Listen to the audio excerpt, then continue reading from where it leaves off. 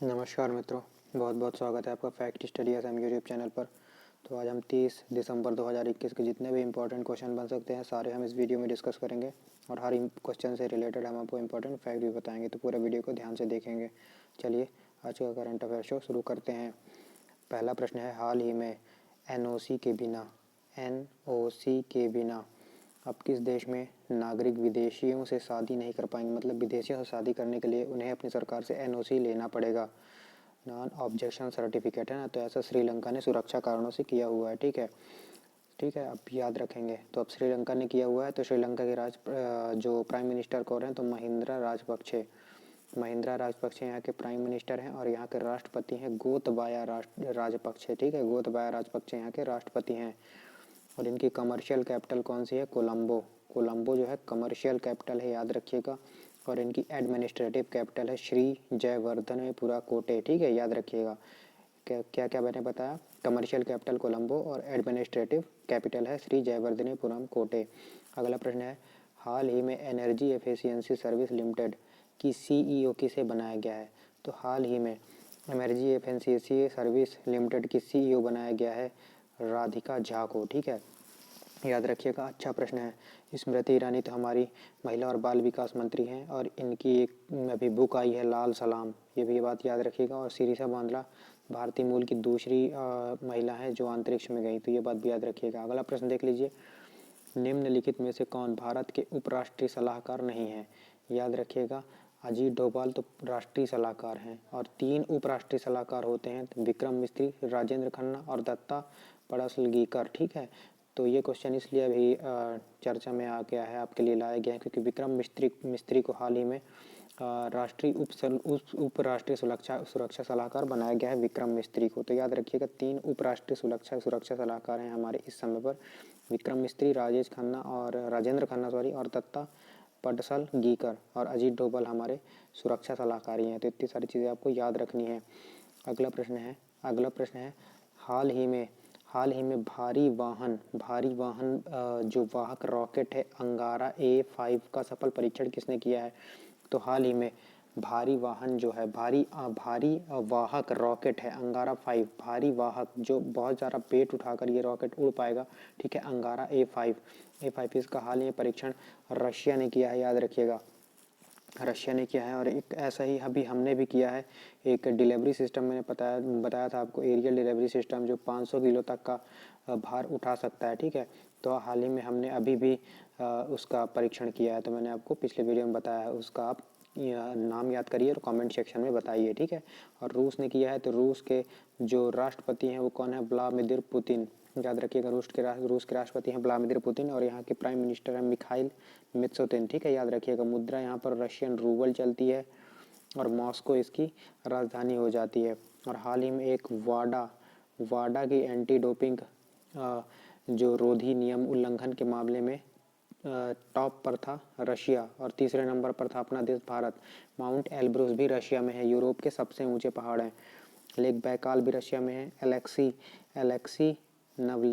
Alexei नवलेनी को Sakharov पुरस्कार सम्मानित किया गया है। जिरकॉन हाइपर मिसाइल भी रशिया की है और राजदूत हैं हमारे DB वेंकटेश वर्मा। तो याद रखिएगा, S-400 डिफेंस सिस्टम को हमने हाल ही में रशिया से लिया और पंजाब में इसका तैनात किया। इंद्रसेना अभ्यास भी हम रशिया के साथ करते हैं। और भी मैं आपको बताता हूँ, एक साइके मिशन चल रहा है, ये नासा चला रहा है। याद रखिएगा, साइके मिशन, साइके क्षुद्र ग्रह के लिए एक साइके मिशन नासा चला रहा है।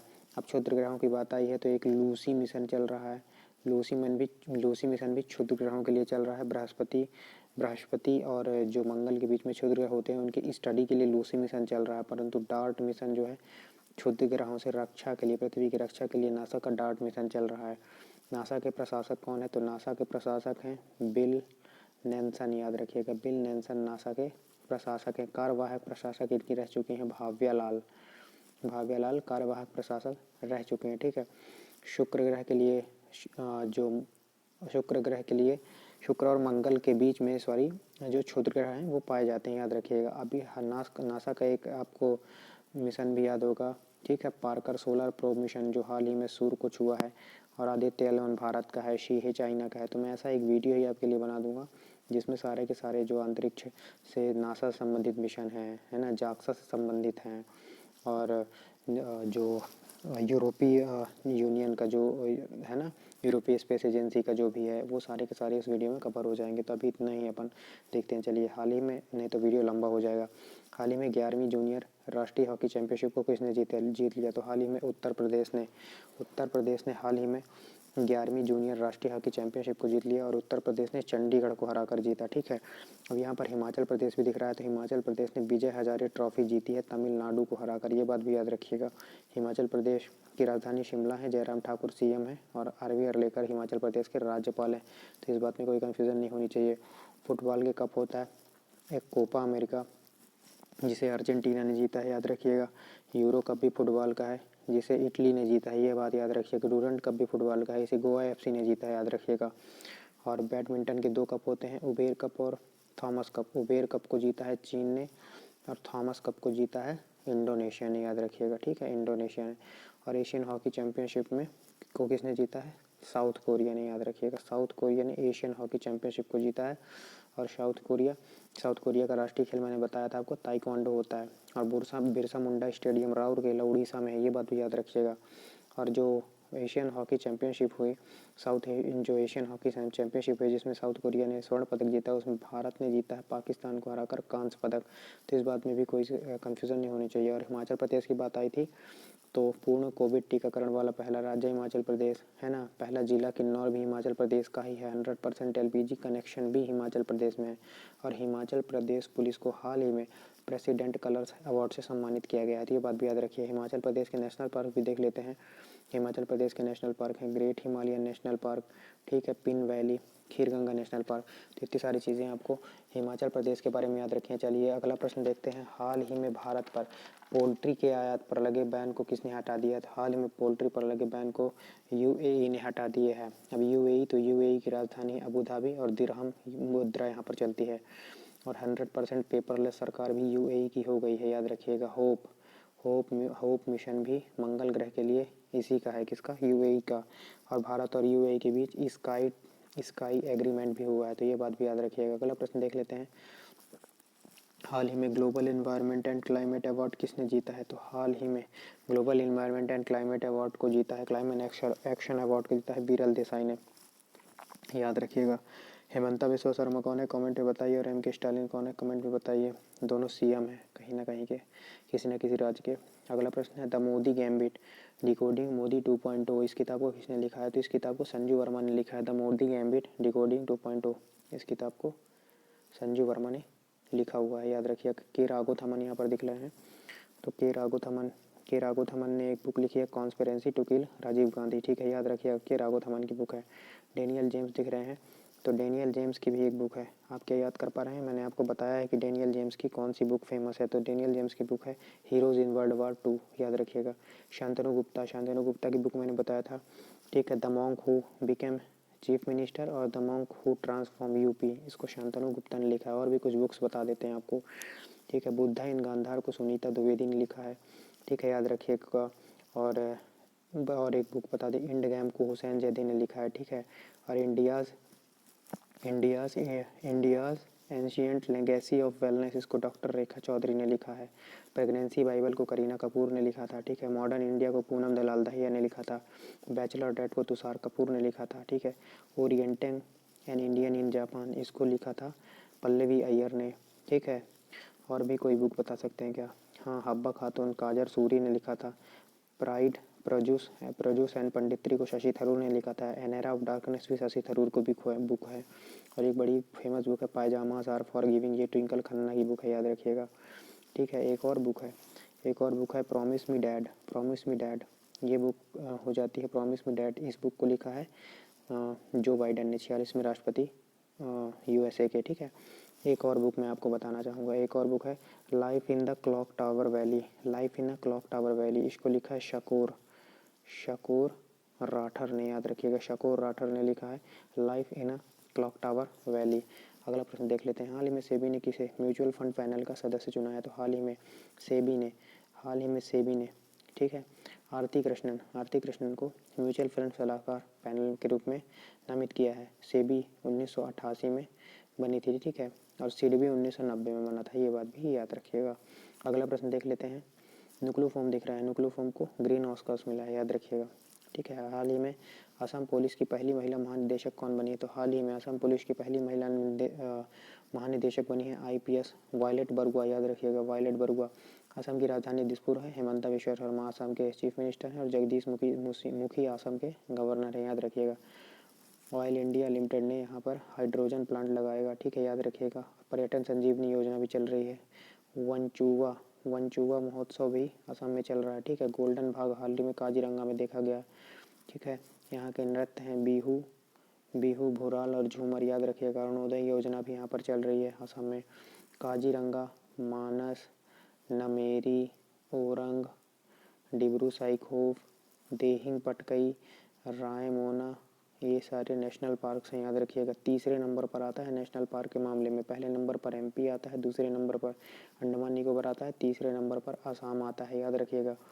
और जो ओरंग नेशनल पार्क है उससे राजीव गांधी का नाम भी हटा रही है असम गवर्नमेंट, तो ये बात भी आप याद रख सकते हैं। मनोहरी गोल्ड टी जो 9,999 पर किलो के हिसाब से बिकी, वो भी यहीं की है, ठीक है, याद रखिएगा। और क्या बताते हैं, पहला जेनेटिकली मॉडिफाइड रबर का पौधा भी असम में ही लगाया गया। तो इतनी सारी चीज़ें आपको असम के बारे में याद रखनी है। अगला प्रश्न देख लेते हैं। हाल ही में PETA India person of the year award 2021 से सम्मानित किया गया। तो आलिया भट्ट को PETA India person of the year 2021 से सम्मानित किया गया है। अगला प्रश्न देखते हैं। हाल ही में काशी फिल्म महोत्सव का आयोजन कहाँ पर किया गया? तो हाल ही में काशी फिल्म महोत्सव का आयोजन उत्तर प्रदेश में किया गया, याद रखिएगा। Uttar Pradesh government, UP government, ठीक है, फिल्म बंधु और सूचना प्रसारण मंत्रालय, इन तीनों ने मिलकर वाराणसी में किया है आयोजन, याद रखिएगा। इसी बात पर याद रख लीजिएगा। 67वां राष्ट्रीय फिल्म पुरस्कार धनुष और मनोज वाजपेयी को मिला है मेल में, और फीमेल में कंगना रणावत को मिला है। और कंगना रणावत को 2021 का पद्म पुरस्कार भी मिला है, याद रखिएगा, पद्म भूषण, ठीक है। अगला प्रश्न देख लेते हैं। हाल ही में मिशन सागर से ही स्पष्ट है कि हिंद महासागर के जितने भी देश हैं आते हैं उनके लिए ग्रोथ करना, ठीक है, इसका उद्देश्य है मिशन सागर का, ठीक है। तो ये बात आप याद रखेंगे। तो मिशन सागर के का फुल फॉर्म भी आप याद रख सकते हैं, security and growth in all in the region, इसका फुल फॉर्म हो जाता है। तो अब देखिए, मिशन सागर के तहत INS केसरी के द्वारा भारत ने किस देश में 500 टन की मदद की वहाँ पर महामारी और सूखे से निपटने के लिए? तो मोजाम्बिक की मदद की है भारत ने, याद रखिएगा। तो इसमें कोई कन्फ्यूजन नहीं होना चाहिए। मोजाम्बिक की राजधानी मपुटो है, ठीक है, याद रखिएगा। और इससे रिलेटेड फैक्ट देख लेते हैं। एक वंदे भारत मिशन एक चलाया गया कोविड में फंसे भारतीयों को निकालने के लिए दूसरे देशों में। एक ऑपरेशन देवी शक्ति चलाया गया, वो अफगानिस्तान में फंसे लोगों को निकालने के लिए ऑपरेशन देवी शक्ति चलाया गया था, ठीक है। और COP 26 ग्लासगो में हुआ स्कॉटलैंड में, और COP 27 जो है मिस्र में होगा, याद रखिएगा। यहाँ पर मिस्र दिख गया इसलिए मैंने बता दिया, ठीक है। मिस्र में COP 27 का आयोजन होना है। चलिए अगला प्रश्न देखते हैं। हाल ही में जारी किए गए चौथे स्वास्थ्य सूचकांक में बड़े राज्यों की श्रेणी में के तहत वार्षिक क्रमिक प्रदर्शन के आधार पर, याद रखिएगा, ये वार्षिक क्रमिक प्रदर्शन के आधार पर है। इसमें UP टॉप पर है, और ओवरऑल में अगर बात करेगा तो केरल टॉप पर है। इसमें कोई कन्फ्यूजन नहीं होनी चाहिए, ओवरऑल में केरल टॉप पर है। और ये जो प्रश्न है वार्षिक क्रमिक आधार पर, इसमें उत्तर प्रदेश टॉप पर है। स्वास्थ्य सूचकांक की बात हो रही है, तो इतनी सारी चीज़ें आपको याद रखनी है, ठीक है। और वीडियो कंटेंट अच्छा लगा हो तो वीडियो को लाइक कर दीजिए ज़रूर से। और यूनेस्को 2021 की एक रिपोर्ट आई थी, इसमें state of the education report आई थी। उसमें भारत के कितने % स्कूलों में इंटरनेट है? तो मात्र 19% स्कूलों में भारत में इंटरनेट है। यूनेस्को की एक रिपोर्ट आई थी, याद रखिएगा, ठीक है। और क्या रख सकते हैं, यूपी के बारे में 2 नृत्य याद रख लीजिए, चारकुल और नौटंकी, ठीक है। और काकोरी ट्रेन एक्शन, ठीक है। काकोरी डकैती कांडम नहीं कहा जाता, काकोरी ट्रेन एक्शन प्लान कहा जाता है, जो 9 अगस्त 1925 को घटित हुआ था, ठीक है, याद रखिएगा। अगला प्रश्न देख सकते हैं अपन। हाल ही में नदी महोत्सव कहाँ पर मनाया गया? तो हाल ही में नदी महोत्सव गुजरात में मनाया गया, याद रखिएगा। गुजरात के CM है भूपेंद्र भाई पटेल। स्टैचू ऑफ यूनिटी भी गुजरात में है, साधु बेट टापू पर नर्मदा नदी के तट पर श्री राम विश्वतार ने इसे बनाया था, याद रखिएगा। इसके वास्तुकार है, ठीक है। लेकिन स्टैचू ऑफ पीस याद रखिएगा पाली राजस्थान में है, याद रखिएगा, ठीक है। अंगदान में गुजरात को पछाड़कर तमिलनाडु टॉप में है अंगदान में।